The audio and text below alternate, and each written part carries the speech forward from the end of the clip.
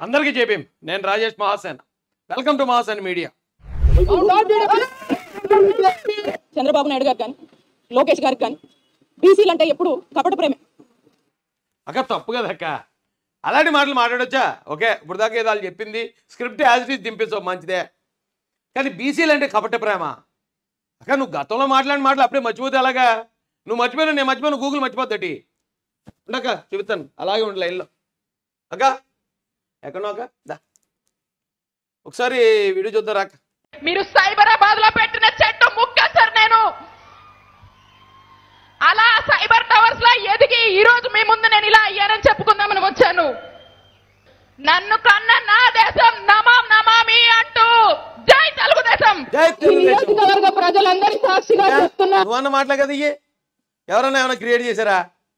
నువ్వు ఎక్కడో ఒక సైబర్ టవర్లో నీకు ఒక సాఫ్ట్వేర్ ఇంజనీర్గా పనిచేసుకునే అవకాశం ఇచ్చింది చంద్రబాబు గారు. ఆ సాఫ్ట్వేర్ ఇంజనీర్గా పనిచేసుకుంటున్నావు నువ్వు దానిలో డెవలప్ అయ్యో చక్కగా అమెరికాలో ఏదో కంపెనీ పెట్టో మంచి ఓకే మంచి స్థాయికి ఎదిగావు.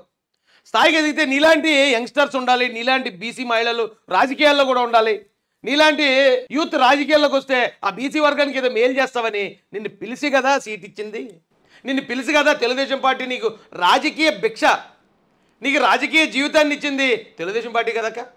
అలాంటప్పుడు చంద్రబాబు నాయుడు గారికి లోకేష్ గారికి బీసీలు అంటే చిన్న చూపు అంటాం ఎంత ఘోరమక్కిది. తిన్న ఇంటి వాసాలని టకటకా లెక్కెట్టడం కదా అవునా కదా చెప్పు. అది ఎక్కడైతే మనం పాలు తాగాం అక్కడే విషం కక్కడం కదా. ఏముందాక ఎంత దారుణంగా మాటలు మార్చేటు. ఓకే నువ్వు ఇప్పుడు పార్టీలో ఉన్నావు నీకు నచ్చింది ఆ పార్టీని నువ్వు పొడుకో, ఆ పార్టీ గురించి ఏదన్నా ఇప్పుడు లేనిపోయిన డ్రామాలు ఆడమన్నారు ఆడుతున్నావు కదా. కానీ గతంలో మరి నువ్వు చెప్పిన మాటలు చెరిగిపోతాయి టక్క ఏమన్నానే.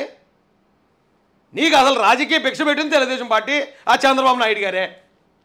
యూత్ని ఎంకరేజ్ చేయాలంటే చంద్రబాబు నాయుడు గారు తప్ప ఇంకెవరు లేరు ఇక్కడ. అలాంటి ఆయన మీద మరి ఇలాంటి మాటలు మాట్లాడితే నాలాంటి వాడికి ఎలా ఉంటుంది అక్క? తప్పక అలాంటి మాటలు మాత్రం మాట్లాడుకో.